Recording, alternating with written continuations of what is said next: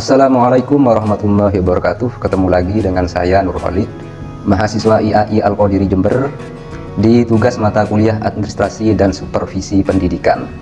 Sebagaimana biasa, tugas tersebut adalah mempresentasikan hasil rangkuman saya dari sebuah makalah yang sudah dibuat bahan perkuliahan di pekan ini.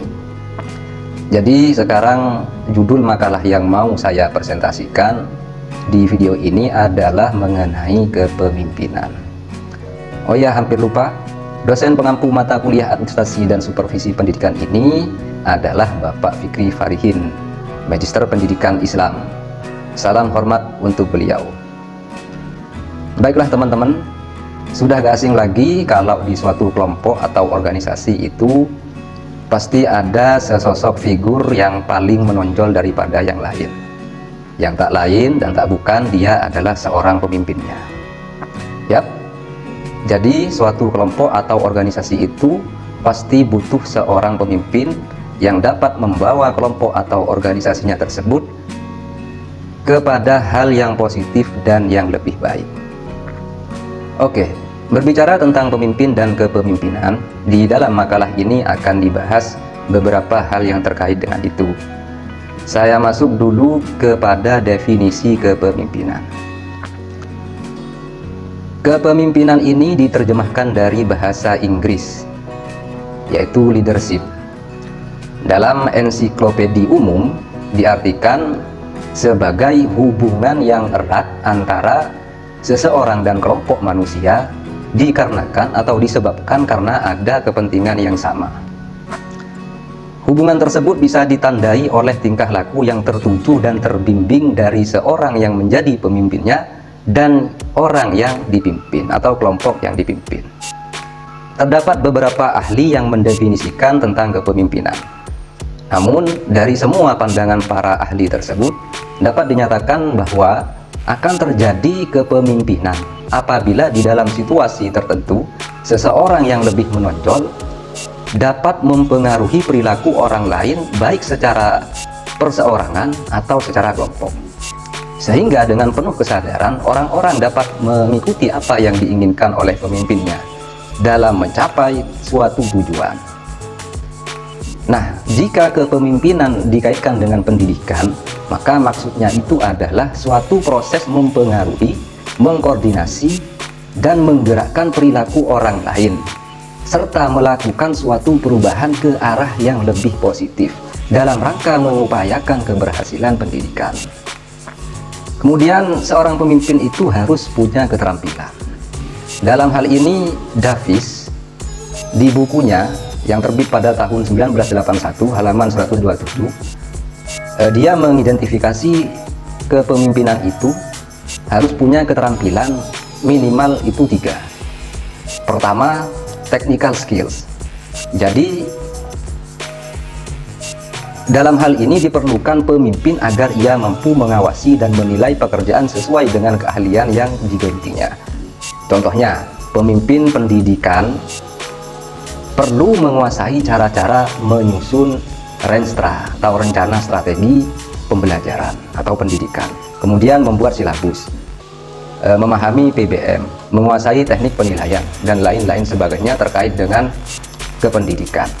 Kemudian keterampilan yang kedua adalah human skills, yaitu kemampuan dalam membangun relasi dan dapat bekerja sama dengan orang lain adalah kualifikasi yang dipersyaratkan seorang pemimpin, baik dalam situasi formal maupun informal. Jadi untuk membangun relasi yang lebih baik harus dikembangkan sikap respect dan saling menghargai satu sama lain. Yang ketiga, conceptual skills, yakni seorang pemimpin yang disegani itu adalah pemimpin yang mampu memberi solusi yang tepat, yang mana solusi itu timbul dari pemikirannya yang cerdas. Jadi dalam menghadapi suatu persoalan, pemimpin ini punya pemikiran yang tepat. Pemikiran tadi itu timbul dari pemikirannya yang cerdas dan tepat dalam menghadapi suatu persoalan. Kemudian pendekatan kepemimpinan. Ada 4 hal dalam pendekatan kepemimpinan. Yang pertama, pendekatan teori sifat pemimpin. Davis juga mengikhtisarkan atau meringkas 4 sifat utama yang dapat mempengaruhi keberhasilan pemimpin, keberhasilan seorang pemimpin. Yaitu pertama, kecerdasan. Jadi pemimpin itu harus cerdas. Yang kedua, kedewasaan dan keluasan dalam berhubungan sosial. Jadi dewasa dan punya keluasan dalam hubungan sosial. Lalu yang ketiga, punya motivasi diri dan dorongan untuk berprestasi. Dan yang keempat, sikap-sikap hubungan manusiawi. Kemudian yang kedua, pendekatan perilaku pemimpin. Kalau menelaah perilaku kepemimpinan, itu dapat diidentifikasi dari 2 aspek, yaitu dari fungsi kepemimpinan yang dijalankan dan dari gaya yang ditunjukkan oleh seorang pemimpin. Jadi ada 2 aspek di situ untuk mempelajari bagaimana perilaku seorang pemimpin. Kemudian yang nomor 3 adalah pendekatan kontingensi. Pendekatan kontingensi ini adalah studi tentang kepemimpinan, yaitu suatu studi kepemimpinan yang pada hakikatnya berusaha untuk memenuhi jawaban atas pertanyaan what makes the leader effective. Artinya, apa yang membuat pemimpin menjadi bisa efektif? Dan jawabannya adalah bahwa yang membuat kepemimpinan itu bisa efektif itu bukan hanya karena keberadaan pemimpinnya, tapi ada variabel atau macam yang lain yang turut menentukan. Jadi dalam pendekatan kontingensi ini, orang pemimpin itu tidaklah menjadi penentu utama keefektifan dalam kepemimpinan, tapi ada variabel yang lain di sekitarnya atau di baliknya. Dan yang keempat adalah perubahan sosial dan gaya kepemimpinan. Manusia ini pasti selalu mengalami yang namanya perubahan, yang mana perubahan ini dapat mempengaruhi atau menuntut perubahan gaya dalam seseorang menjadi pemimpin atau perubahan gaya dalam kepemimpinan. Dan yang namanya manusia itu adalah makhluk sosial yang mana akan selalu berubah dan pasti akan berubah. Di era desentralisasi yang mana merupakan era perubahan yang memberikan peluang besar kepada para pemimpin untuk mengembangkan nilai-nilai kepemimpinan, maka pada era ini berbagai tantangan dan ancaman datang silih berganti.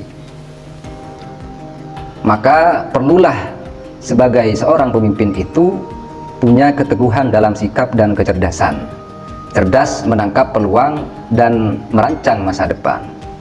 Maka dari itu dibutuhkan pemimpin yang sesuai dengan kondisi, yang dia punya komitmen dalam kualitasnya dan selalu memperbaharuinya, yaitu update sesuai dengan tuntutan stakeholder. Jadi yang bisa saya simpulkan dalam rangkuman tugas makalah ini, yaitu bahwa pemimpin itu adalah seseorang yang paling menonjol daripada yang lain. Dengan paling menonjolnya itu, dia dapat mempengaruhi orang di sekitarnya atau orang yang dipimpinnya. Dan pemimpin itu harus punya keterampilan. Itu bisa diidentifikasi dengan 3 hal. Kemudian seorang pemimpin itu punya pendekatan. Ada pendekatan kepemimpinan yang harus dimiliki oleh seorang pemimpin. Demikianlah presentasi dari saya. Apabila ada kekurangan dan kesalahan, saya mohon maaf dan juga mohon koreksinya. Sebelum saya pamit, saya ucapkan terima kasih kepada Bapak Dosen Fikri Farihin yang senantiasa memberi bimbingan dan motivasi kepada kami untuk selalu semangat dalam menjadi manusia yang berkualitas atau menjadi pelajar dan mahasiswa yang berkualitas. Juga kepada teman-teman di IAI Al-Qadiri yang senantiasa dan selalu mendukung tugas-tugas yang selama ini kami presentasikan. Dan dari saya pamit. Assalamualaikum warahmatullahi wabarakatuh.